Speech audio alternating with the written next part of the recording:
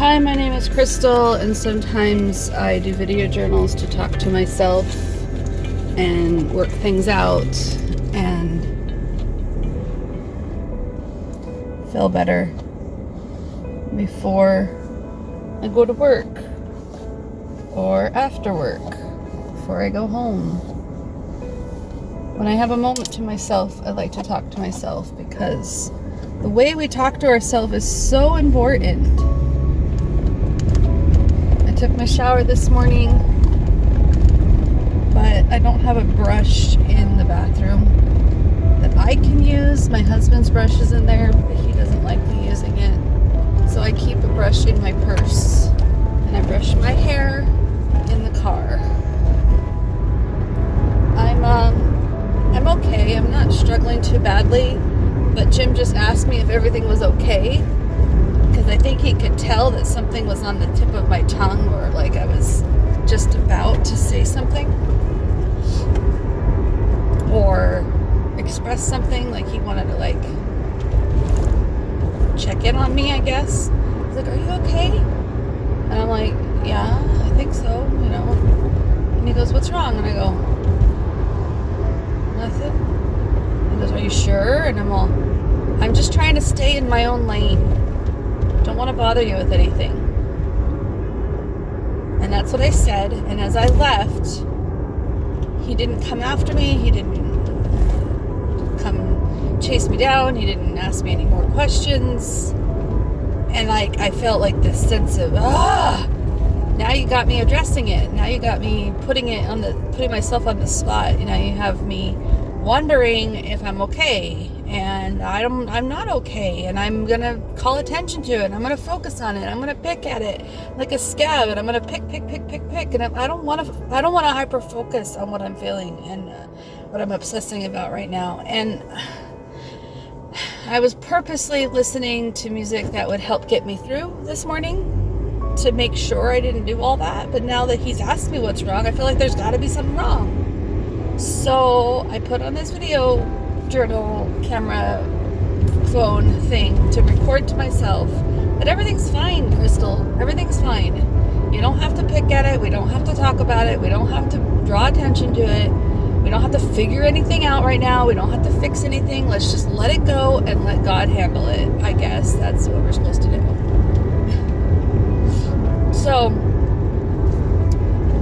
you know, that's it for this video journal. Am I supposed to be done with it, or am I supposed to talk about what it is? I mean, that's what the video journal's for, right? The video journals is for talking about what it is. Yeah, for 10 years or whatever, I wouldn't talk about what it was. I didn't want to address it. I wanted to avoid it. I never brought up what was bothering me. Unless, of course, I was exploding and having a meltdown and episode or whatever, you know, PMS. Then I would explode. Then I would talk about what it was. But I never would talk about it in a healthy way. So I started these video journals as a way for me to talk about what I'm struggling with in a healthy way. So maybe I should be talking about it here in this safe space. Yeah, I guess that's better than me internalizing it this morning and then unleashing on my husband. Let's just stay in my own lane and talk about it here. I'm staying in my own lane. We'll talk about it here. Got it. Okay. So what is it?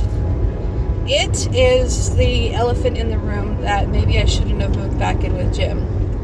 It is maybe I'm not as capable as I thought I was, and I am shortchanging myself by doubting myself so much. But I do. I don't believe in myself to be able to make it on my own financially. I miss my kids terribly and don't want to just live with somebody like my mom or another roommate. I want a place for me and my kids to hang out and be ourselves, but I don't want to work 7 days a week just to have that place. I didn't have time with my kids. Like, there's so many little things that are bothering me about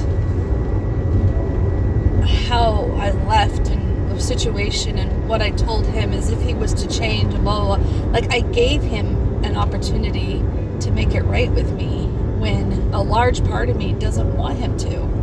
I don't want him to make it right with me. I want him to be done with me. I want him to let me go. I want to move on. I deserve better. I deserve more in my life. And at the same time, I deserve a husband that's willing to try and make an effort. So congratulations, Crystal. You got a husband that's trying and making an effort. Okay, so that's what it is. He's trying, he's making an effort, blah, blah, blah.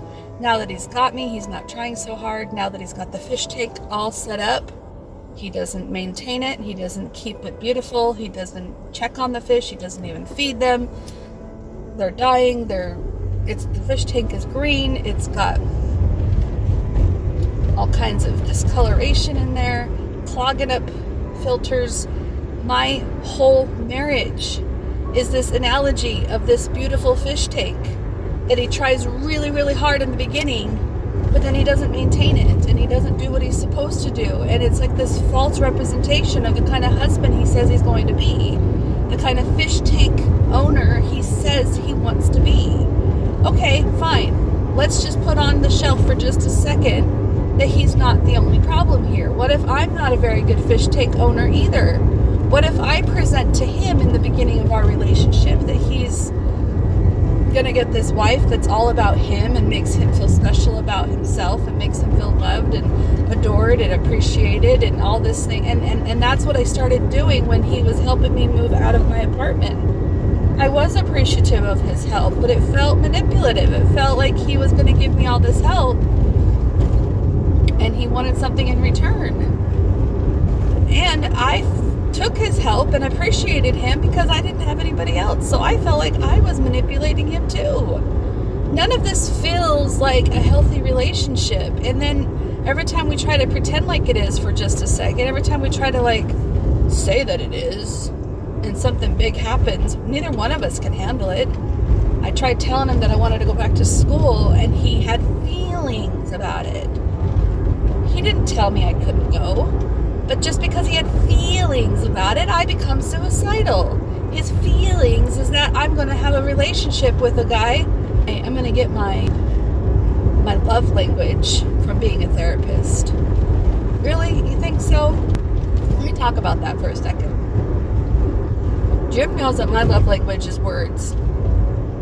If my love language is words, that means I want acceptance. I want approval. I want words of affirmation. I want validation. I want compliments. I want love stories and romance and poetry and music and lyrics, and I want love letters. I want the words. I want the words. That's what I've always wanted.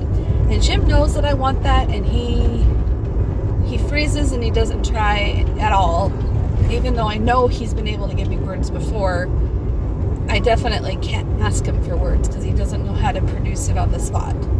Okay, fine. I don't ask for words. So then he knows that he's not giving the words for me. He knows that I'm starving for the words. If a man needs physical touch and the woman won't touch him, he's starving for physical touch. I'm starving for words of affection. I'm starving for words of affirmation. I'm starving. So anyways, I get to this point in my life where I give myself my words. I'm doing video journals to myself. I'm talking to myself better. I'm going to therapy to get my words out. I get words of affirmation and validation and confirmation from my therapist, and I'm not falling in love with him. I'm not having an affair with him, right?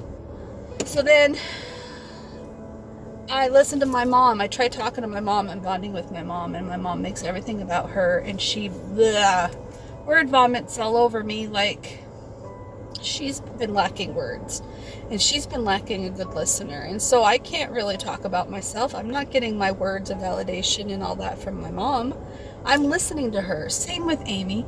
Same with other people in my life who doesn't want to listen to me. And then they don't want to validate me. They just want to talk about themselves because they're lonely. So if I become a therapist, I'm going to be a listener. I'm not going to be a getter of validation. I'm not going to be a getter of words.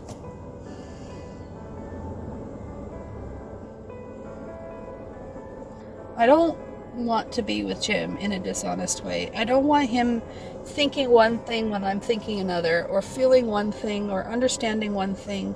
I don't want him to get this inkling that I'm not being honest with him when I'm obviously not able to talk to him about this.